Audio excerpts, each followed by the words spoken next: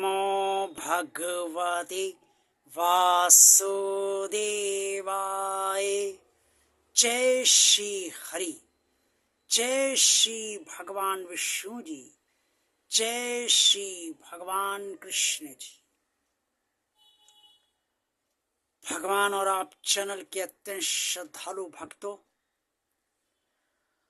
हम और आप, हम सभी सुबह से शाम तक कर्म किया करते हैं और अपनी तरफ से कोशिश हम सबकी यही रहती है कि हम अच्छी तरह से कर्म करें ताकि अच्छे फल हमें प्राप्त हों, और इस तरह से कर्म करें जिससे उसका परिणाम हमें अवश्य मिल जाए और हमारी इच्छा अनुसार मिल जाए। लेकिन ऐसा हो नहीं पाता है। क्यों नहीं हो पाता है? इसके कारण पर विचार करने की आवश्यकता है, लेकिन हम सब विचार इस पर नहीं कर पाते हैं।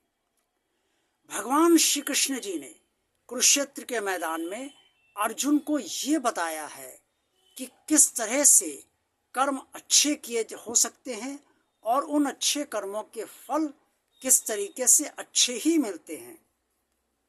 ये बात भगवान श्री कृष्ण ने अर्जुन को स्पष्ट तौर पे बताई है। इस बारे में भगवान श्री कृष्ण जी ने अर्जुन से कुरुक्षेत्र के मैदान में जो कहा है वो श्रीमद् भगवद गीता के अध्याय 4 श्लोक 20 में स्पष्ट तौर पे वर्णित है।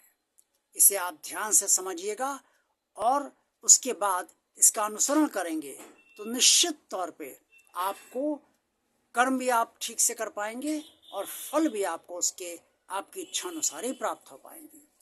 भगवान श्री कृष्ण ने क्या कहा ये सुनिए अब आप।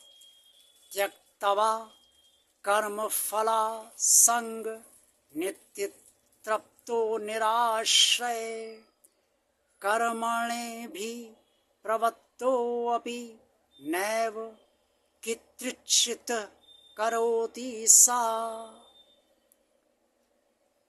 इसका मतलब ये है कि कर्म को करने में और कर्म करने में के बाद और कर्म करते वक्त जो फल की इच्छा होती है उसमें जितना लगाव हमारा होता है वो नहीं होना चाहिए। और ऐसा तभी संभव हो पाता है जब हम परमात्मा के लिए कर्म करेंगे और परमात्मा से नित्य तृप्त रहेंगे। जो ऐसा व्यक्ति होता है वही अच्छे से कर्म कर सकता है और उससे अच्छे फल ही मिलते हैं। अब ये संभव कैसे हो सकता है? आप जरा सोचिए, आपकी नौकरी लगी, किसने लगवाई? आज आप जिस पद पर हैं किसने पद दिया? आज आप व्यापार कर रहे हैं, किसने व्यापार करवाया? आज आप व्यापार बहुत अच्छे से कर रहे हैं, किसके कारण कर रहे हैं? आज आप धन कमाने का जो भी काम कर रहे हैं वो किसकी वजह से कर रहे हैं? कर तो भगवान की वजह से ही रहे हैं ना, भगवान की कृपा से ही तो कर पा रहे हैं ना। इसको तो आप भी नकार नहीं पाएंगे कि भगवान की कृपा से ही आप वो सब कुछ कर पा रहे हैं जो आप करना चाहते हैं। तो जब आप भगवान की कृपा से ही आपको सब कुछ प्राप्त हुआ है तो व्यापार किसका हुआ? भगवान का हुआ।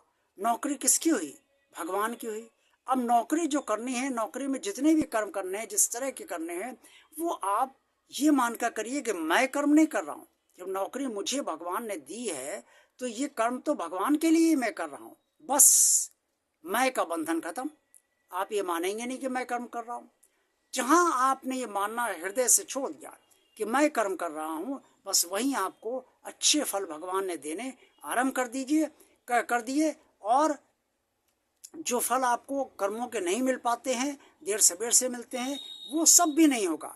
वो सब भी फल आपको भगवान अपनी इच्छा अनुसार यथासंभव पूरी तरह से देता रहेगा। इस तरह से आप संतुष्ट भी रहेंगे और आपके अंदर कर्म करने का भाव भी उत्पन्न नहीं होगा।